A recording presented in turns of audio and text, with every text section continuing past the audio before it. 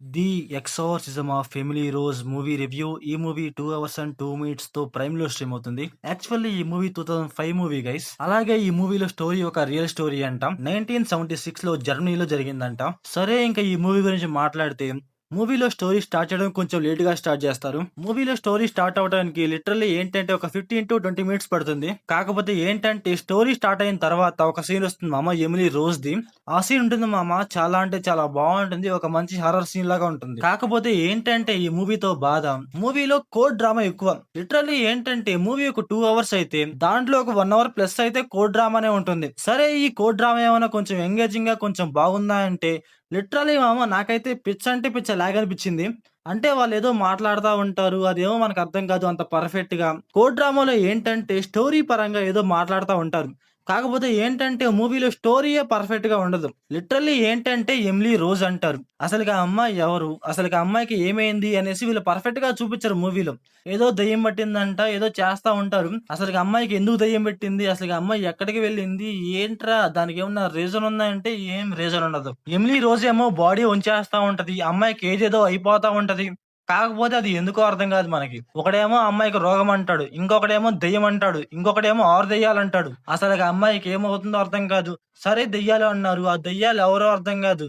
ఏందిరా బాబు దెయ్యాలంటారు, అదంటారు, ఇదంటారు. దానికేమన్నా రీజన్ ఉందా అంటే రీజన్ ఉండదు. ఎలా పడితే అలా చూపిస్తా ఉంటారు మామ లిటరల్లీ. కాకపోతే ఏంట్రా అంటే మూవీలో ఎమిలీ రోజ్ సీన్స్ కొంచెం బావుంటాయి. హారర్ సీన్స్ వైపుగా. దానికొక స్టోరీ ఉండదు. అసలుకి ఆ అమ్మాయి అలా ఎందుకు చేస్తుందో అర్థం కాదు. కాకపోతే ఏంటంటే ఆ అమ్మాయి చేసేది మనకైతే కొంచెం భయంకరంగా, కొంచెం ఓకే, కొంచెం బావుందనిపిస్తా ఉంటది. మూవీలో ఏంటంటే మెయిన్ స్టోరీని పక్కన పెట్టేసి ఆడియన్స్‌ని ఏదో భయపెడదాం, కొంచెం కొత్తగా చూపిద్దామని ట్రై చేస్తా ఉంటారు.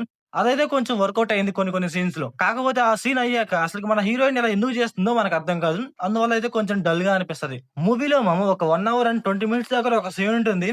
ఆ సినిమా చాలా అంటే చాలా బావుంది. నాకైతే చాలా అంటే చాలా బాగా నచ్చింది హారర్ టైప్‌గా. ఆ సీన్‌లో ఏంటంటే లిటిల్ బిట్ ఆఫ్ స్టోరీ చెప్తారు. అక్కడైతే ఓకేలే, కొంచెం పర్లేదులే అనిపించింది నాకైతే ఆ సీన్. దాని తర్వాత ఏంట్రా అంటే మళ్ళీ కోడ్ డ్రామా అంటారు, అదంటారు, ఇదంటారు, ఫాదర్ అంటారు. అవేవి నాకైతే వర్కౌట్ అవ్వలేదు గైస్. ఓన్లీ ఏంటంటే ఎమిలీ రోజ్ సీన్స్ అయితే కొంచెం ఓకేలే, కొంచెం వర్కౌట్ అయ్యాయి నాకైతే.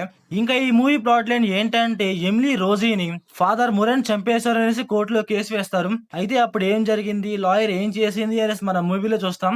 ఇంకా ఈ మూవీ ఫ్యామిలీ వాచబులా అంటే యెస్ గైస్ వాచబులే. కాకపోతే ఏంటంటే హారర్ మూవీ కదా, ఇంకా మీ ఇష్టం చూస్తారా చూడరా అనేసి.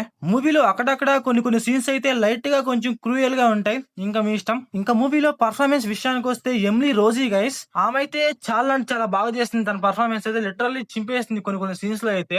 ఏంటంటే కొన్ని కొన్ని సీన్స్ లో బాడీ బెండ్ చేయాలి, అక్కడైతే చాలా అంటే చాలా పర్ఫెక్ట్ గా బెండ్ చేసింది. అక్కడ పర్ఫార్మెన్స్ అయితే చాలా అంటే చాలా బాగుంది. ఇంకా మూవీలో డైరెక్షన్, విజువల్స్ ఇవన్నీ పర్లేదు గైస్, బానే ఉన్నాయి. సో ఓవరాల్ గా మూవీ ఎలా ఉందంటే నాకైతే బిలో యావరేజ్ అనిపించింది. మీకు హర్రర్ మూవీస్ బాగా ఇష్టము అనుకుంటే ఒకసారి ట్రై చేయండి గైస్ అంతే. సో మీరు మూవీ చూసి ఉంటే మీకు ఎలా అనిపించిందో కామెంట్ చేయండి. So thanks for watching.